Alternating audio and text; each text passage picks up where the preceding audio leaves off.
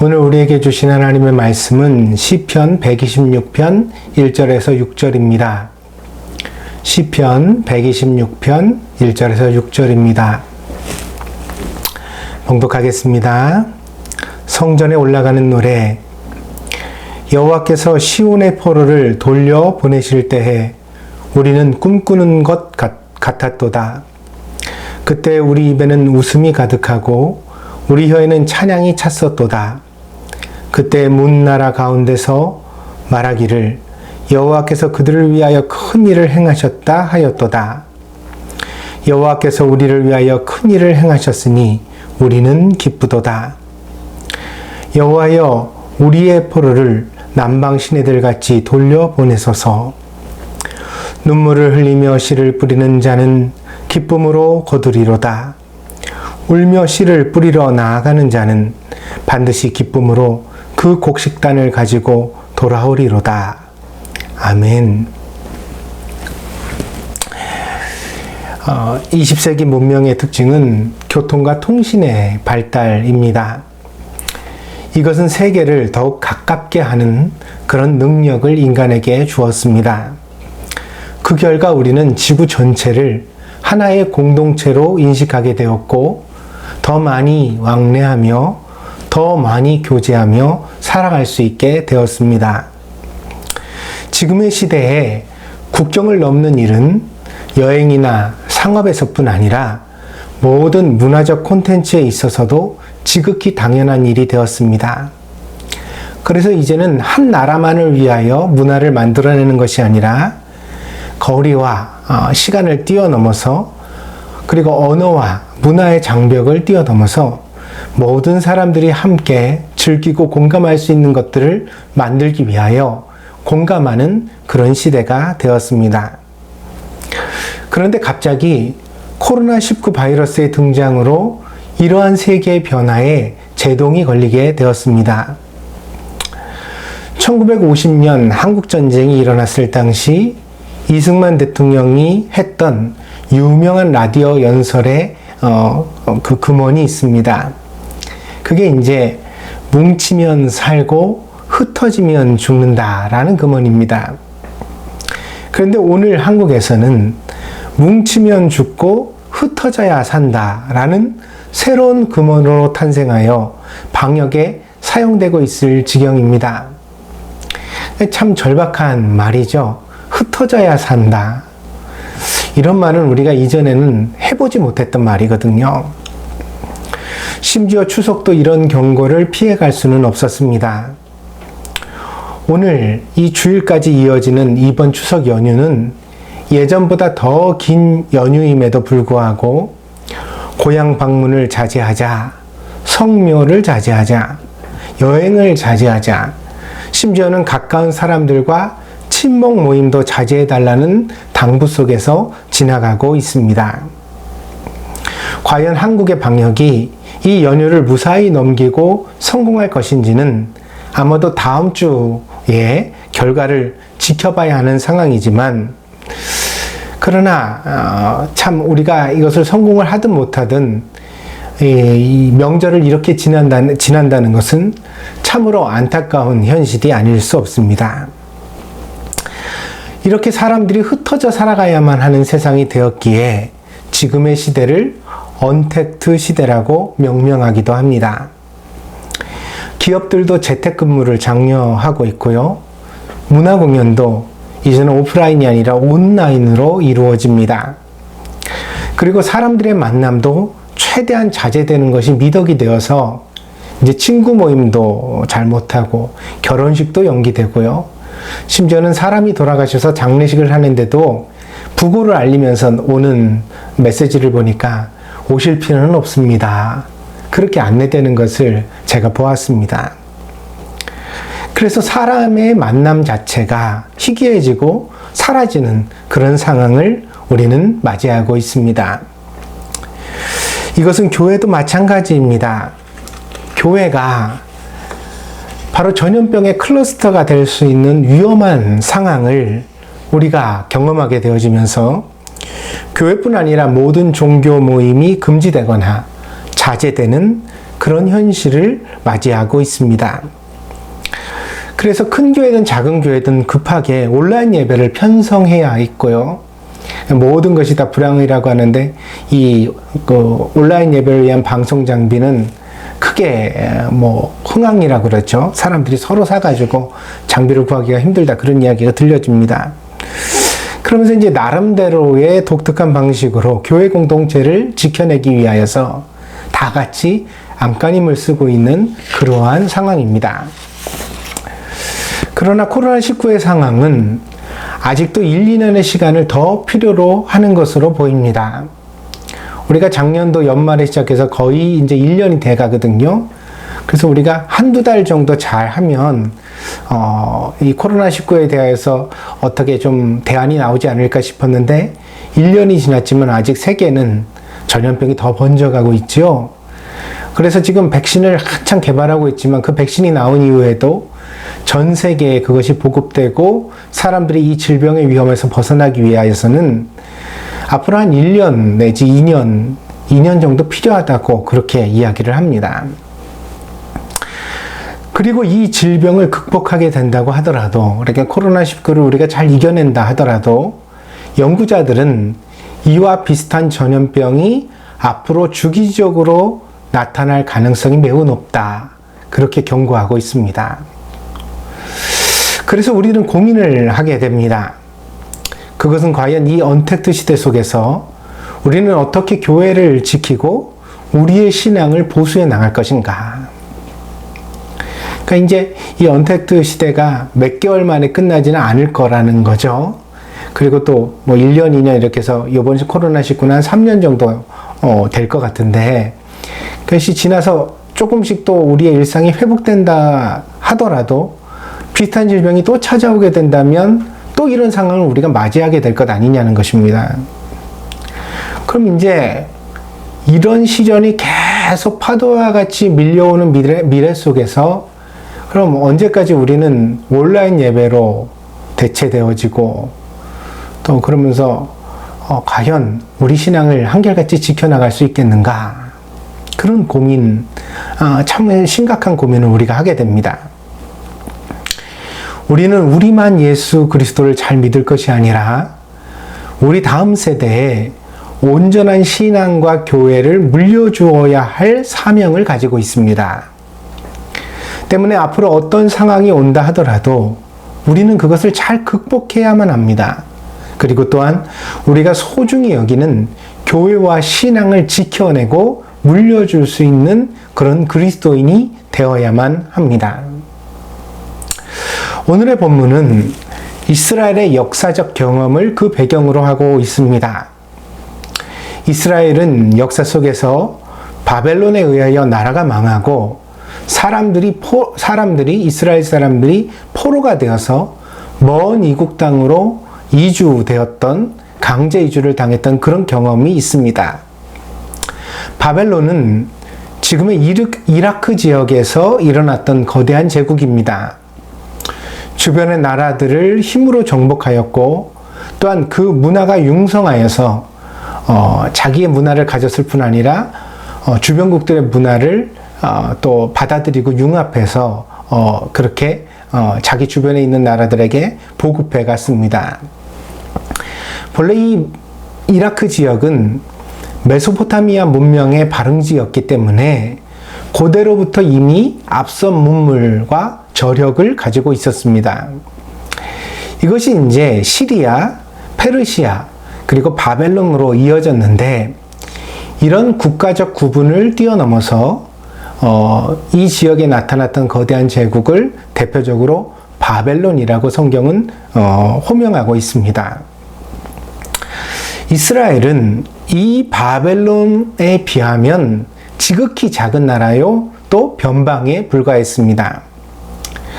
그런데 이제 오늘날 그 극동아시아에서 한국이 처한 지리적 위치도 그러합니다만 어때요? 북쪽에는 중국이 있고 남쪽에는 일본이 있고 또 저 동쪽으로는 이제 러시아가 있고 그리고 거리로는 큰 거리를 두고 있지만 사실 미국이 이 러시아나 중국과 계속 대치하고 있지 않습니까? 그러다 보니까 이제 변방의 국가인 한국이지만 거대한 국가들 사이에 끼어서 굉장히 많은 어려움을 겪고 있는 게 사실이거든요. 그래서 만약에 대한민국을 저 유럽으로 옮겨놓는다 그러면 이미 중진국 정도가 아니라 아주 선진국인 건 분명하고요. 그리고 군사력에 있어서도 독일, 프랑스 등과 이렇게 그 다음에 놓여지는 영국과 그런 나라들과 함께 자웅을 겨룰 수 있을 만큼 그렇게 이제 대단한 나라일 것입니다. 근데 이제 이것이 극동아시아에 있어서 중국, 러시아, 미국, 일본 등과 이제 경쟁하다 보니까 한국이라는 나라가 계속 치이고 어려움을 당하는 그런 현실에 있거든요. 근데 이제 역사 속에서 이스라엘도 그러했습니다. 그 이전에 최고의 강대국은 이집트였고요. 이제 성경에 애굽이라고 그러죠. 그 나라가 이제 처음에 강한 힘을 가지고서 고대 근동의 그런 어떤 주권 국가로서 역할을 했고요. 그 다음에 이제 바벨론이 신흥 제국으로 이제 융성하게 되어지는 거거든요. 근데 이 바벨론과 이집트의 그 가운데 끼인 나라가 이스라엘이었다는 거죠. 그래서 이 이스라엘이 과도한 관심을 받게 됩니다. 그러니까 이스라엘이 어느 편을 드느냐, 어느 쪽 권력에 복종하게 되느냐에 따라서 이제 세계적인 질서의 어떤 판도의 변화가 있었기 때문에 그래서 이제 거대한 제국들이 계속 이스라엘을 압박하고 자기 힘 아래 두려고 노력을 했던 거죠. 그래서 이것이 이스라엘의 입장에서는 큰 불행이었습니다. 왜냐하면 계속 큰 나라에 시달려야만 했거든요. 그래서 이스라엘은 결국 바벨론의 공격을 받습니다. 유대인들의 정신적 고향이었던 예루살렘은 돌 위에 돌 하나도 남지 않을 만큼 완전하게 파괴되었고요. 그런 이후에도 바벨론 제국은 이 유대인들을 그 고향 땅에 남겨두지 않고 포로로 끌고 가서 강제로 자기들이 원하는 지역에 이주시키는 그런 정책을 사용하게 됩니다. 그 결과 이스라엘은 80년 동안 포로가 되어서 낯선 땅에서 나그네로 살아야 하는 그런 서름을 겪어야 했습니다. 이 혹독한 시기는 육체적, 경제적 고통뿐만 아니라 극심한 신앙적 고통의 시기였습니다. 예루살렘에 있던 솔로몬의 성전, 그것이 유대인의 자부심이었거든요. 근데 여기서 드리는 유대인의 제사가 유대인 신앙에 있어서의 가장 핵심이었다는 말입니다. 그래서 모든 유대인들은 매년 절기를 쫓아 예루살렘에 가서 하나님 앞에 이 예루살렘 성전에서 제사를 드리고 그 제사를 통해서 자기 신앙을 지켜왔는데요. 그런데 갑자기 이제 외국의 침공을 받아 나라가 망하고 그리고 솔로몬의 성전도 모두 다 파괴되고 나니까 어느 해부터가 갑자기 제사가 사라지는, 제사를 드릴 수 없는 상황 가운데 유대인들이 놓이게 된 것입니다. 그래서 이스라엘은 제사 없는 신앙생활을 어떻게 이어갈 것인가에 대하여 고민하지 않을 수 없었습니다. 그러나 물론 당대에는 대답이 없었겠지요. 그런 시대를 한 번도 맞아본 적이 없으니까요. 어떻게 해야 할지 당혹스럽고 답을 가지지 못했습니다. 이때 이스라엘의 스승이며 종교적 지도자였던 랍비들이 함께 모여서 회의를 하게 됩니다. 이들은 그 시대에 유대인의 생존의 길을 모색하면서 그 시대적 사명을 무겁게 받아들였습니다. 이 시대 속에 어떻게 유대인의 정체성과 그 민족적 정체성과 그 정신적 정체성을 지켜주는 신앙을 지켜갈 것인가, 후대에 이어줄 것인가, 그걸 이제 고민하게 되어지죠. 그 결과로 생겨나게 된 것이 회당입니다. 랍비들은 파괴된 성전을 대체하는 마음의 성전으로 그 유대인의 마음에 하나님의 성전을 다시 세워야 한다고 생각했습니다. 그렇다면 그 마음의 성전은 과연 무엇으로 세울 것인가? 우리가 예루살렘 성전은 돌로, 흙으로 세우는 거잖아요. 근데 사람들의 마음의 성전을 세운다면 과연 무엇으로 그 성전을 세울 것인가? 그래서 그때 랍비들이 주목하고 다시 생각하게 된 것이 바로 율법, 이제 히브리어로는 토라라고 말하는 것입니다. 랍비들은 이 율법을 통하여 바로 사람들의 마음속에 하나님의 성전을 다시 세울 수 있다고 생각했습니다. 포로의 상황에서 하나님께 제사를 드리지는 못하지만 유대인이 하나님의 말씀을 마음에 담을 수 있다면 유대인 한 사람 한 사람이 이 토라를 묵상하고 이 토라의 뜻을 깨달아서 하나님의 마음을 자기 마음 안에 가질 수 있다면 바로 그 율법이 신앙과 유대인의 정체성을 지켜주고 민족적 회복의 길로 인도하여 줄 것이라고 믿었던 것입니다. 그래서 이때부터 랍비들은 8세가 되면 모든 유대인의 아이들을 갖다가 회당에 모아서 율법을 암송하게 하고, 그리고 또 모든 유대인들은 금요일 혹은 토요일에 저녁에 회당에 모여서 예배를 드렸습니다. 회당의 예배가 이때부터 이제 만들어지게 되어집니다. 이 회당의 예배는 모두 크게 네 부분으로 구성되었는데요. 첫째는 랍비나 인도자가 기도에 초청을 합니다. 오늘날도 이제 예배를 드릴 때 목회자가 묵상 기도를 드리잖아요. 그렇게 예배의 초청의 기도를 인도자가 먼저 하고요. 그리고 둘째는 모든 회중이 뜨겁게 기도했습니다. 그래서 회중들이 각기 다 이렇게 앉아가지고요. 회당에 앉아서 하나님 앞에 뜨겁게 열렬히 기도하는 시간을 가졌고요. 그리고 세 번째는 율법을 낭독하거나 그 율법에 대하여 강론을 하는 시간을 가졌습니다. 그래서 이제 성경을 읽는 거죠. 그리고 그 성경을 읽을 뿐 아니라 읽은 것에 대하여서 누군가 이렇게 풀이를 하는 그런 강론하는 시간을 가졌고요. 그리고 마지막 네 번째로는 인도자가 축도를 합니다. 이때 이제 이 축도라는 개념이 처음 유대인의 예배에 들어오게 되어지는데요. 이 축도가 바로 민수기 6장 24절에서 26절에 있는 내용을 이제 적용하고 변형한 것입니다. 제가 한번 읽어드리겠습니다. 민수기 6장 24절, 26절입니다. 여호와는 내게 복을 주시고 너를 지키시기를 원하며 여호와는 그의 얼굴을 내게 비추사 은혜 베푸시기를 원하며 여호와는 그 얼굴을 내게로 향하여 드사 평강 주시기를 원하노라 할지니라 하라. 그래서 여기 이제 언급되어져 있는 이 부분을 가지고서 이제 그 인도자가 축도를 하게 되었습니다. 예배의 내용이 매우 단순하지요. 네 가지밖에 없었으니까요. 네 가지 단계밖에 없었으니까요. 왜 이렇습니까? 어려운 시기에 만들어진 예배 형식이기 때문에 예배의 가장 핵심만 줄이고 나머지는 과감하게 생략한 것입니다. 그래서 포로로 끌려가 있는 상황인데 시끄럽게 찬양을 화려하게 드리거나 어떤 형식을 잘 갖추기는 것이 힘들었겠죠. 그런 상황 가운데서 그럼 우리가 꼭 해야만 되는 것이 무엇이냐? 이렇게 이제 유대인들의 랍비들이 고민을 했더니 그 예배 형식이 나온 것이 기도와 말씀, 마지막에 축도, 이 정도로 간추려졌던 거죠. 그래서 모든 유대인들이 이 기도와 말씀이라는 아주 단순한 예배를 이제 드리게 된 것입니다. 그 결과 이 회당은 유대인이 사는 곳이면 어디나 존재하는 필수적인 조건이 되었습니다. 그래서 심지어 오늘까지 이 회당은 이르게 되어집니다. 그래서 유대인들이 이제 세계에 흩어져 살 때 그 흩어져 사는 도시를 디아스포라라고 하거든요.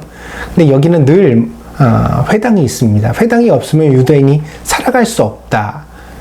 그렇게 이야기 되어집니다. 역사적으로 이스라엘이 바벨론의 포로의 그런 경험을 가졌던 것은 80년의 시간입니다. 짧다면 짧고 길다면 긴 시간이지만 회당의 역사는 이것으로 끝나지 않았습니다. 포로에서 돌아온 유대인들이 예루살렘의 성전을 다시 지었거든요. 그것이 이제 성경에는 에스라, 느헤미야의 내용이죠. 그래 에스라도 1차 그 포로에서 돌아와서 처음에 성전을 중건하다가 다짓지 못하고 이렇게 멈춘 그런 상황을 보여주고요. 느헤미야가 이제 나중에 그 성전을 다시 중건했던 그런 내용을 가지고 있지요. 그리고 또 성경에서 한 권 더 에스더서가 있는데, 에스더서는 포로로 끌려갔던 시기에 페르시아 제국에서 유대인들이 겪었던 경험입니다.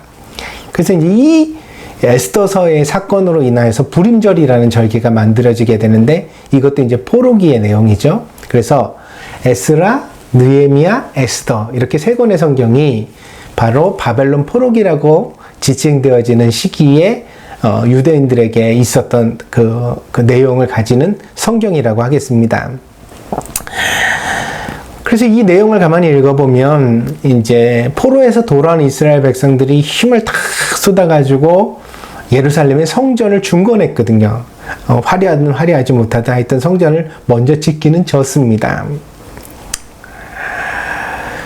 다시 예루살렘 성전이 재건되고 그리고 그 이후로 제사가 회복되었지만, 그러나 유대인들은 예루살렘 성전이 다시 회복되었다고 해서 회당을 포기하지는 않았습니다.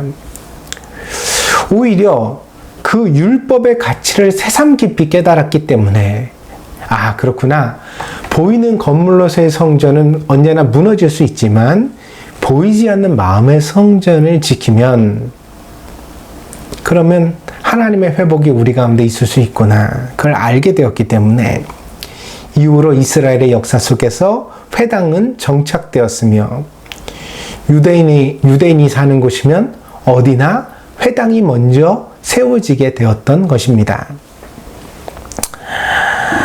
그래서 우리는 신약의 복음서에서도 바울의 서신에서도 회당이라는 장소를 흔히 발견하게 됩니다. 예수님도 회당에 가셔서 설교했던 일이 있고요. 그리고 사도 바울이 전도를 유럽 지역에 할 때에도 그 지역에 유대인들이 사는 공동체에 회당이 있는 곳을 찾아 거기서 말씀을 강론하거나 가르쳤다고 기록한 것을 우리가 신약 성경에서 찾아볼 수 있습니다. 뿐만 아니라 AD 70년경, 그러니까 예수님의 십자가 사건 이후죠.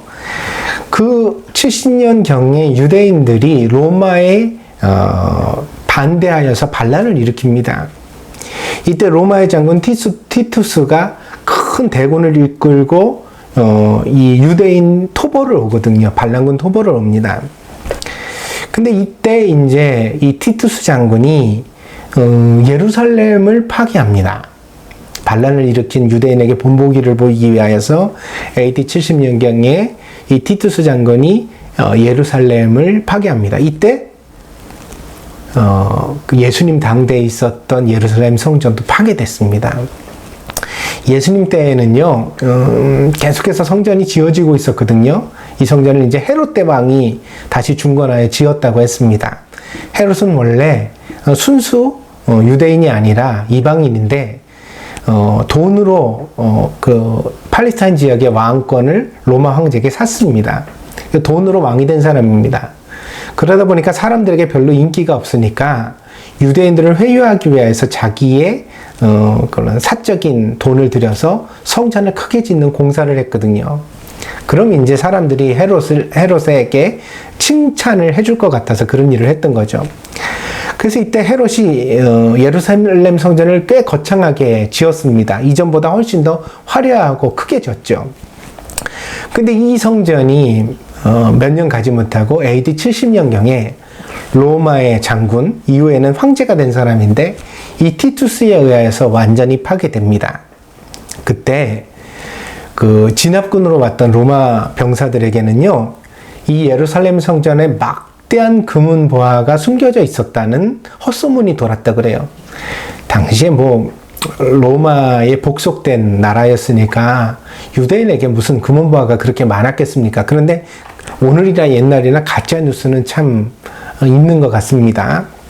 근데 이 가짜 뉴스를 믿었던 로마의 군병들은요, 예루살렘 성전을 파괴한 이후에 그냥 두지 않고 돌을 다 파헤쳤습니다. 왜냐하면 금이 화재로 인하여 녹아가지고 돌과 돌 사이로 스며들어서 땅속 깊은 곳으로 갔을 거라고 추측했던 거죠.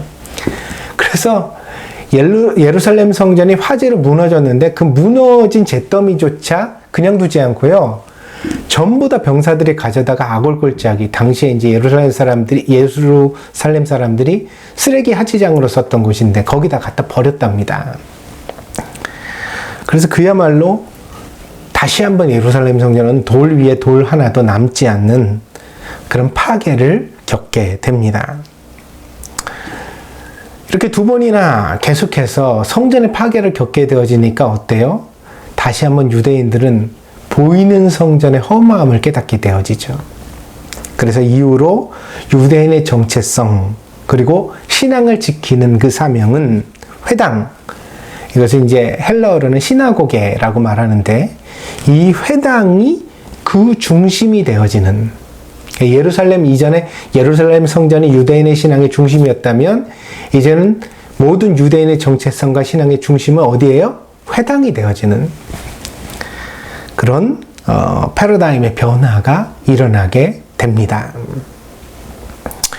오늘 우리가 읽은 시편 그 126편은 1절에서 3절까지는 포로에서 돌아오는 기쁨을 묘사하고 있습니다.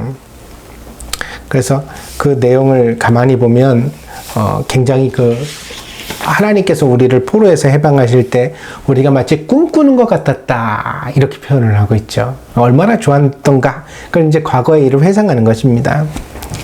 그리고 4절은 이제 기도의 내용인데요. 4절은 여호와여 우리의 포로를 남방 시내들 같이 돌려보내소서 이렇게 되어지는데 이것은 복합적입니다. 왜냐하면 과거에 이런 기도를 이스라엘 백성들이 했었고요. 하나님, 우리를 남방 시내들 같이 우리의 고향 땅으로 돌아가게 해주세요. 이런 기도를 했었던 경험에서 나오는 그런 기도죠.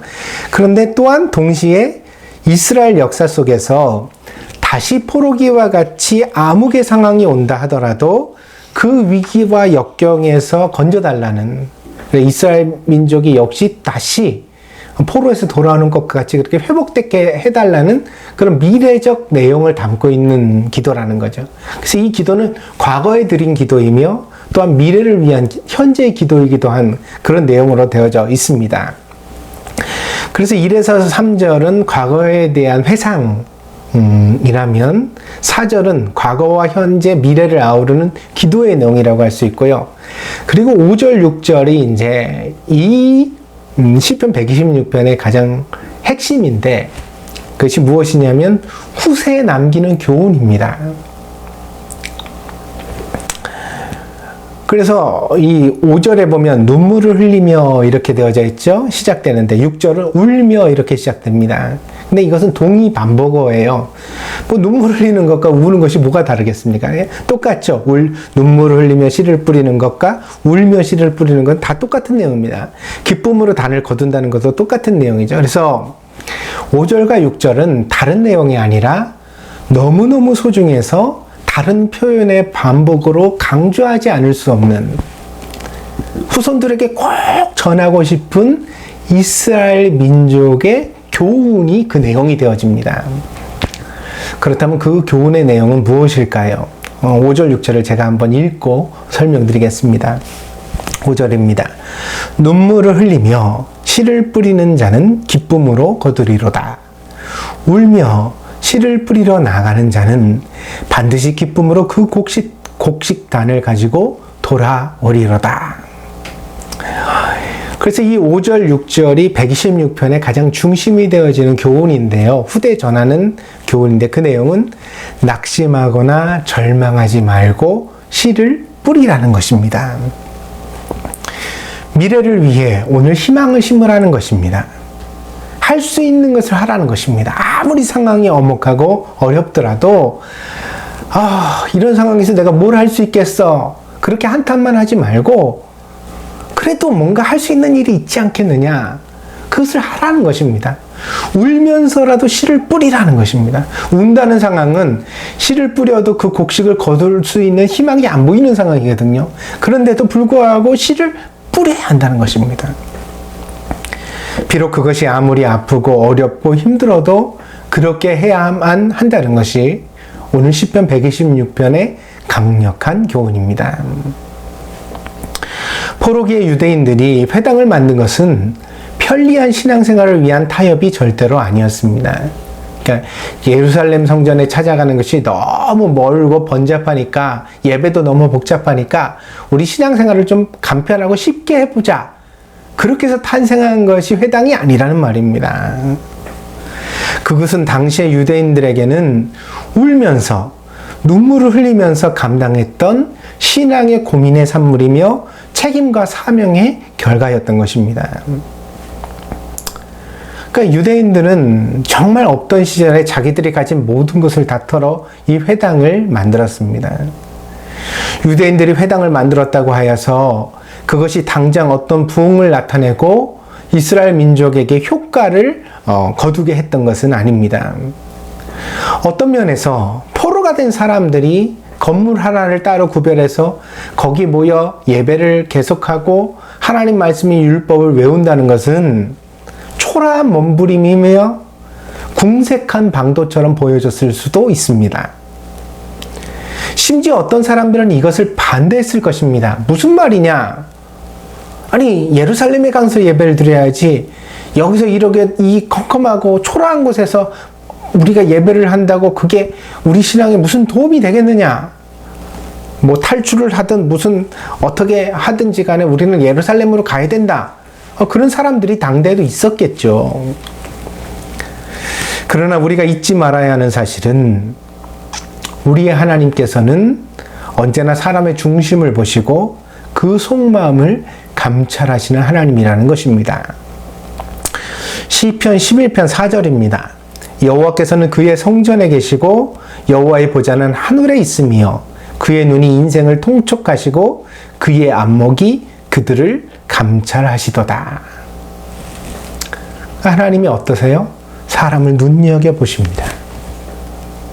우리의 진심이 어떠한지 하나님은 늘 살피시고 계신 하나님이십니다. 하나님은 유대인들의 진심에 응답하셨습니다. 그들이 진심으로 하나님을 찾을 때 비록 포로가 되어 자유가 없고 여러 가지로 경제적으로 궁핍하며 어려운 상황 가운데 있었지만, 그러나 하나님께서는 회당에서 낭독하고 강론하는 그 토라 율법 속에서 유대인들을 만나 주셨습니다. 그것이 신앙이 이어지고 나중에는 복음이 꼽힐 수 있는 배경으로 이 회당이 그리고 율법이 자리하게 된 이유입니다. 우리는 오늘의 위기를 결코 가볍게 여겨서는 안 되겠습니다. 이것은 단지 오프라인의 예배를 드리거나 온라인의 예배를 드리거나 그런 문제가 아닙니다. 우리는 복합적인 징조들에 대하여서 깊이 생각해 보아야만 합니다. 지구는 더 이상 사람들의 탐욕을 인내할 수 없다고 말하고 있습니다. 그것이 남극의 빙하가 녹고 거대한 산불이 계속해서 매년 일어나며 매서운 태풍이 연이어 찾아오고 메뚜기 떼가 발생하고 극심한 가뭄이 어느 지역에선가 계속되는 이유입니다.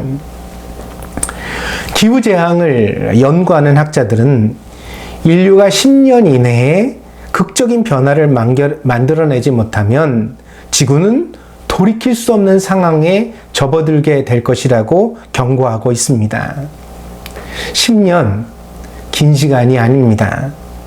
고작 10년의 시간 동안 우리가 살아가는 지구상에 이 기후재앙을 멈추고 변화를 이끌어내려면 오늘 당장 우리는 무언가를 시작해야만 하는 것입니다. 그런 시기에 바로 세계적으로 팬데믹이라는 상황이 발생했습니다. 저는 이 코로나 바이러스가 그냥 재수가 없어 우연히 이 시기에 생겨난 것이 아니라고 보입니다. 이것은 우연이 아닙니다. 지금은 변화냐 몰락이냐, 인류가 그 갈림길 앞에 서 있는 상황입니다. 이것은 교회에게도 그렇다고 생각합니다. 더 이상 교회가 사람들을 모으기만 하고 그 사람들의 숫자를 관리하는 공동체가 되어서는 안 된다는 말입니다. 교회는 이제 사람과 자연이 그리고 지구가 함께 생육하고 번성하는 미래를 생각해야만 하며 그런 고민들에 대하여 대답을 제시할 수 있어야만 합니다. 지금까지 간과하거나 묵인했던 인간의 탐욕에 대하여 이제는 교회가 앞장서 깊이 반성하고 회개해야 하며 더불어 함께 살아가는 세상을 위하여 우리에게 필요한 신앙적 교양이 무엇인가? 기독교인이 이전에는 박애, 사랑 이런 것들을 이제 행하는 사람으로 여겨졌거든요. 근데 오늘날에는 그런 그리스도인의 정체성도 극히 희박해져서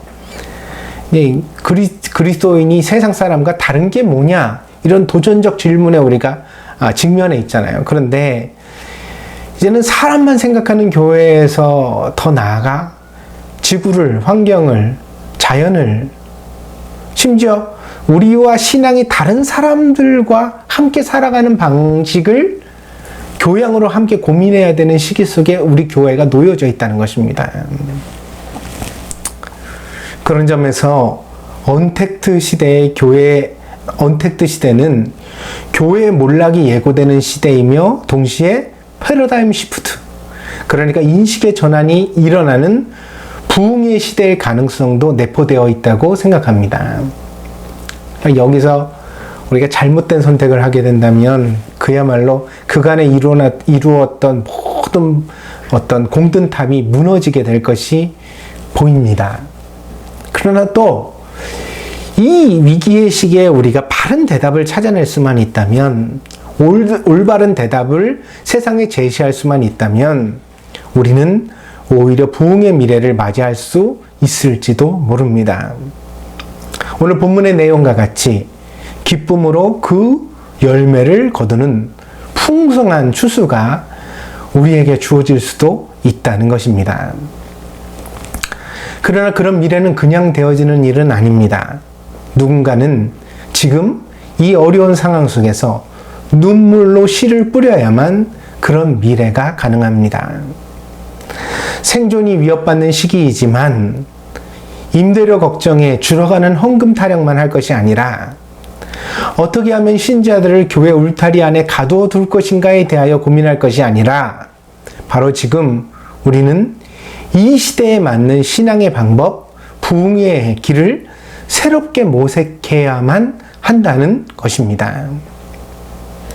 그래서 이스라엘 백성들이 어려운 시대 속에 회당과 율법이라는 옥동자를 낳았던 것처럼 우리는 이후의 기독교의 천년을 이끌어갈 새로운 교회에 대한 새로운 신앙의 방법을 이제 함께 고민하며 찾아야만 하는 것입니다. 사랑하는 여러분, 이것이 저와 여러분의 사명입니다. 몰락한 교회를 아이들에게 물려줄 수는 없습니다. 텅텅 비어버린 예배당, 노인들만 앉아있는 교회를 우리의 자녀들에게 물려줄 수는 없습니다. 저는 소박한 예배당을 짓고 아이들이 교회 마당에서 뛰어노는 그런 신앙생활을 사모했습니다.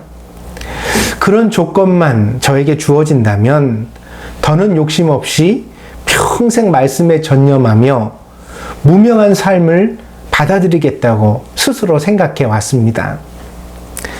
그러나 하나님은 제 인생 속에서 늘 보이는 예배당을 지워 오셨습니다. 하나님의 지우개가 제 인생의 시간을 스쳐갈 때마다 저는 이사하며 또 이사하며 여기까지 와야 했습니다. 그리고 이제 깨닫습니다. 하나님은 저에게 다른 길을 찾으라고, 다른 방법을 시대 속에 제시해 보라고 말씀하고 계신 것 같습니다. 저는 그래서 이것이 저의 사명이며 또한 우리 동경드림교회의 사명이라고 생각하게 되었습니다. 사랑하는 여러분, 우리는 지금 우리를 향한 하나님의 음성에 귀를 기울이고 함께 응답해야만 합니다. 오프라인 예배가 사라지고 편리함을 느끼는 분들도 있을 것입니다. 어떤 분들은 이런 시기의 신앙생활이 무슨 의미가 있느냐 허무함을 느끼기도 할 것입니다.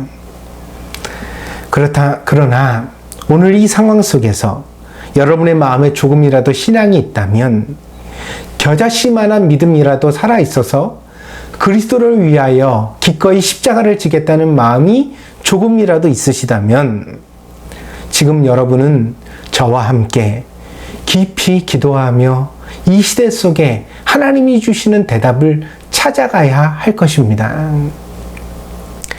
우리가 울면서 씨를 뿌려야만, 울면서라도 씨를 뿌릴 그 방도를 찾아야만 비로소 우리는 희망을 찾을 수 있을 것입니다.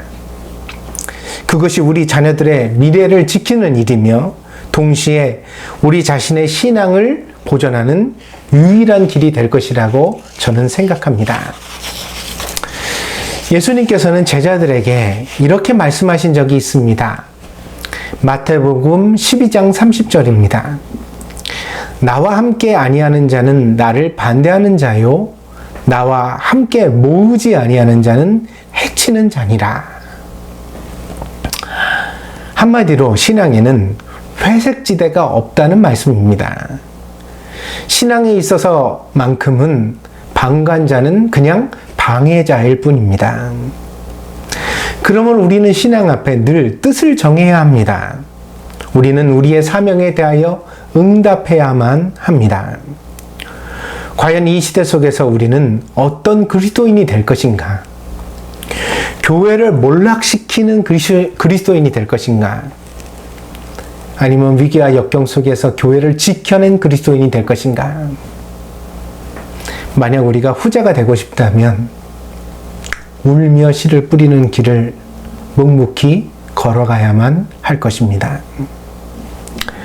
여러분의 삶을 그리스도께 바치십시오. 포로기의 유대인들이 율법을 붙들었던 것처럼 오늘 이 고난과 역경의 시대에 우리 그리스도인들은 복음을 붙들어야 할 것입니다. 그리고 그 복음을 어떻게 지키고 후대에 전할 것인가에 대하여 깊이 고민하며 우리는 울더라도 눈물이 나더라도 씨를 뿌리는 그리스도인이 되어야 할 것입니다. 우리의 마음을 다해 회복의 길을 찾아 나설 수 있는 저와 여러분이 되어지기를 바랍니다. 우리는 연약합니다. 그러나 주님은 진심을 다하는 자들과 함께 해주십니다. 그리고 주님이 함께 하시는 곳에 언제나 상황을 뛰어넘는 대답, 하나님의 부흥이 있다고 저는 믿습니다. 이 부흥이 저와 여러분의 삶에 꼭 나타나게 되기를 간절히 희망합니다. 기도하겠습니다.